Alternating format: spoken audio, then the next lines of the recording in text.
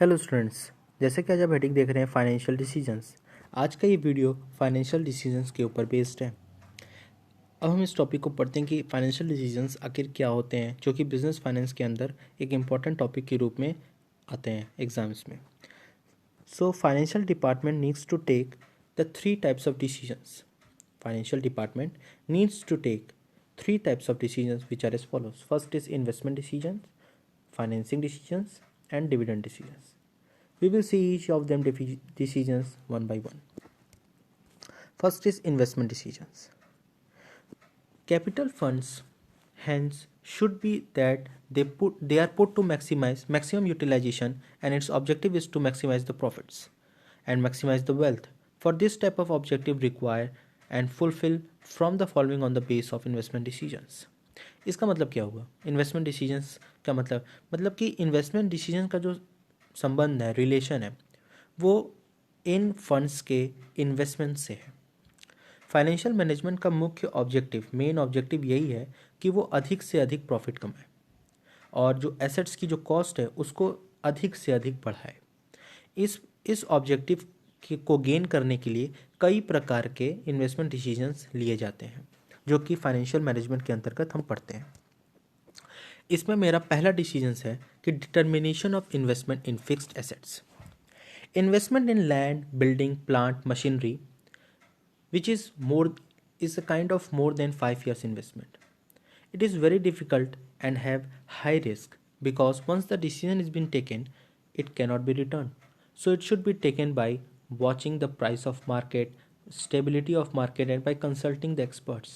It needs high capital which is used for long period and give profits after a long period of time. So this is determination of investment in fixed assets. Next comes determination of investment in current assets. In this, there is profitability, liquidity, and risk if invested in current assets. If investment increases, the risk will increase, then the liquidity will increase, but profitability will decrease. And if the investment will decrease, profit will increase, risk will decrease, then liquidity will also decrease. So there should be the proper investment criteria, not more, not less, and there should not be in a position to face the financial crisis. So overall appropriate fund should be invested in the current assets. Next is financing decisions. In this, first is financial planning. According to the decisions of investment, we have taken the decisions. Then when we will need how much fund? If suppose we need funds after 10 days but taken before 10 days. If we need fund after 10 days but I have taken the funds before the 10 days only, then we need to pay interest on those funds which we have taken earlier. So planning is very much important. Financial planning is very much important. If when there is a need, we need to ascertain before we are having that need. Next is financial control. Work is done for money, so there should be control on money which is invested. That means it should not invest in a large amount, so less amount, so control it. If we have invested in a less amount, so can control in easy way by using techniques like standard costing and budgetary control and etc and all. At last, it's financing. Plan it, that from where we have to take the finance resources, whether we have to take from ourselves, like whether we have to take from shares, preference shares, equity, loan, borrowed fund, financial institution, from where we have to take, we need to first taken care of. So determine the available resources to procure the fund.